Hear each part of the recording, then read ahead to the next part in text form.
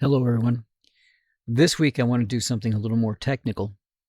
If you want to put something together, as I did, that allows a remote ability to raise and lower the angles of your panels, you have two options.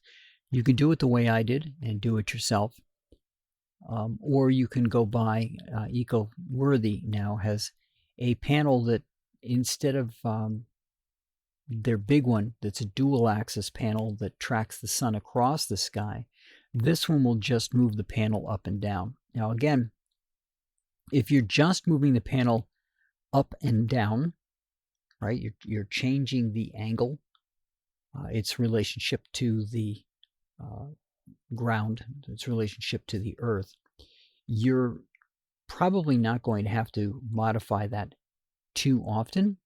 But if you get something like the EcoWorthy, it's got a controller on it, it will do the work for you. If you want to do it yourself, there's an important code you have to know about. It's the ingress protection process. It is an IEC standard from 1976. What it basically says is how weatherproof is your device. If you're going to put a box outside, right, as I said, you want to put that fuse box outside, you want to make sure that it's protected. If you want to build your own fuse box, you have to make sure that the box you're putting it in has the proper protection. Now, IP numbers come in 2 digits. So you'll find something like IP64, IP65. The first digit deals with solid particles, in other words, dust. So how protected are you from dust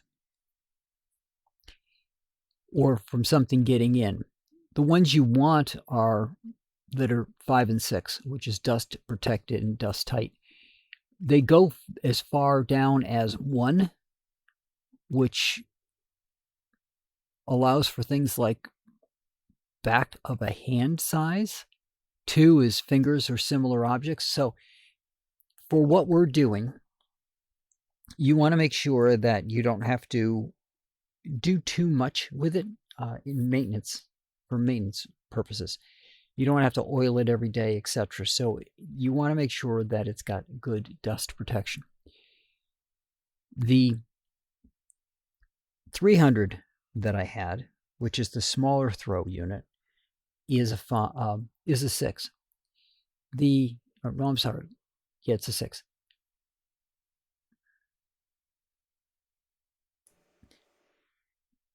My apologies. I get the first and last digits flipped from time to time. So most of what you're going to find is a 6. If you find a 5, it's dust protected, which means it is not going to enter in a way that's going to interfere with the operation of it, but you could end up with some dust inside of it. So you're looking for an IP6, but the second one is now liquid. If you're going to put something outside, you're going to want to make sure it's protected. Now, the longer throw one that I've got is a 6.4. The most of what you're going to find for being outside in the weather is a 6.5. Or the other one's a 5.4. I'm sorry, the longer throw one is an IP5.4. And what that means is it could get a little dust in it and it can handle a water splash. It was designed for being used inside for furniture, right? For raising and lowering things on a piece of furniture. So you'd be worried about somebody maybe spilling a drink, hence splashing of water, and you didn't want to have it be too susceptible to dust, so it takes care of that as well.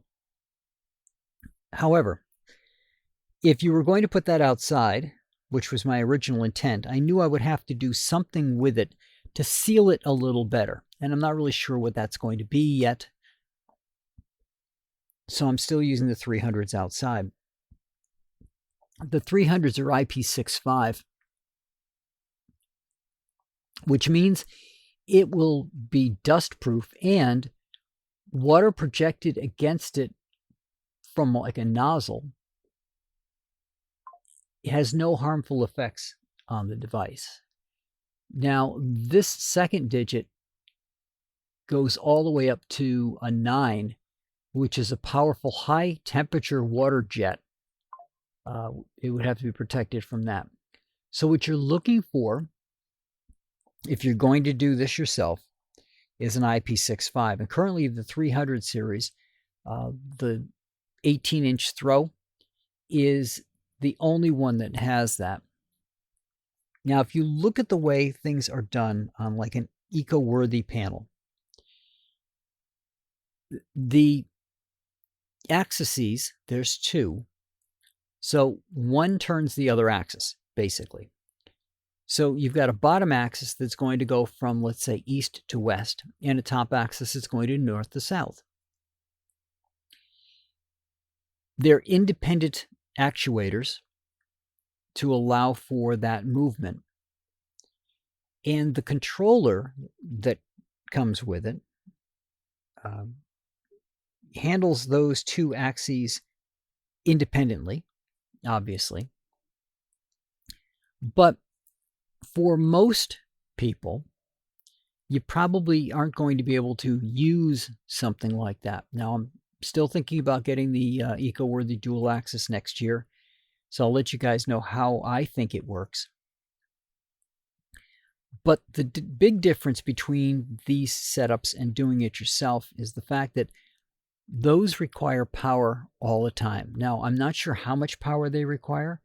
They do talk about putting a 12-volt battery on it, so you're not talking about a large power usage, but you'd have to keep that 12-volt battery charged in some fashion. If you're doing it yourself and just going out like every month to make an adjustment that's going to be the average for the month, you may lose a little power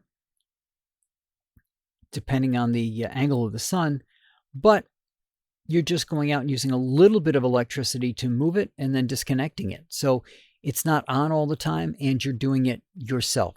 Now, the other big difference between these two is you are determining the angle of the panel manually, which means you have to have a device that's going to allow you to see the angle of the panel relative to ground, relative to where the sun is going to be, so that you can determine that it's at the proper angle. These devices have an optical node to them that determines the direction of the sun, and then the controller adjusts the panel accordingly to that. And as I said, EcoWorthy now has one that just does what I put together this year, which is to make that panel move out and back. Their unit only has, I believe it's 2 panels that are on their unit for the angled movement only, which would be, let's say, the north to south movement.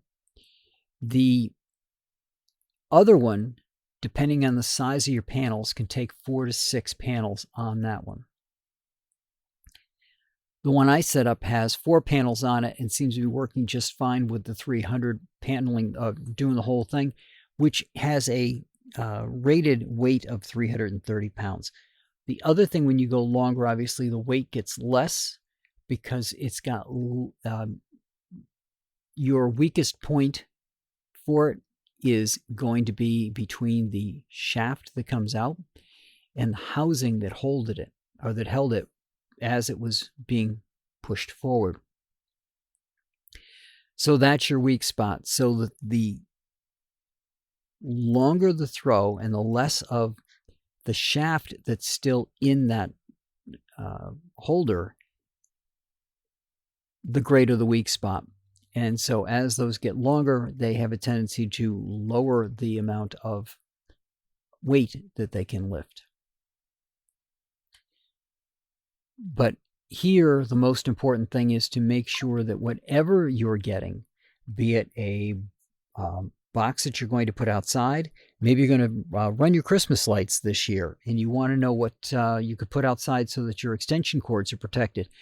you're going to be looking for an IP6, probably 5. You're not going to have a 6, which is a powerful water jet hitting it, unless you leave it underneath your sprinklers. But a 5 should protect it from any rain that comes down. And that first digit, the 6, will mean that no dust is getting inside of it. So a unit that allows you to put your cables inside of it and locks down, and it's an IP65, is going to be what you're looking for to handle your yard ornaments for this year, as well as your fuse and breakers coming from your solar system or anything that you've got running it into your house. The same applies for anything that you want to use for actuators to move your devices up and down. You're going to want to have an IP65 for those. If it's in your house, you can go lower, like the IP5 4 that I picked up. And again, the goal here is that you want to have something that is going to last you for a good number of years with little to no maintenance on it. And then the big question becomes after that, do you want to do it yourself and manually go out and do it? Or alternately, you could build a system to do it for you. The controllers that they use for the EcoWorthy are readily available, as are the sensors. So you could actually put one together yourself that does it. Or you go by the EcoWorthy one that has the frame and everything built together, or go the dual access route, which will track it east to west as well as north to south, and has the entire frame and everything with it. If you want to go full turnkey package, they sell panels as well. But if you're going to go that route, make sure that the panels that you're purchasing with it are compatible with whatever system you're going to be ingesting the power. But that's what I got for you guys this week. Just a little primer on the IP numbers. So IP65 is what you're looking for anything you want to put outside. And I'll talk to you guys all next week.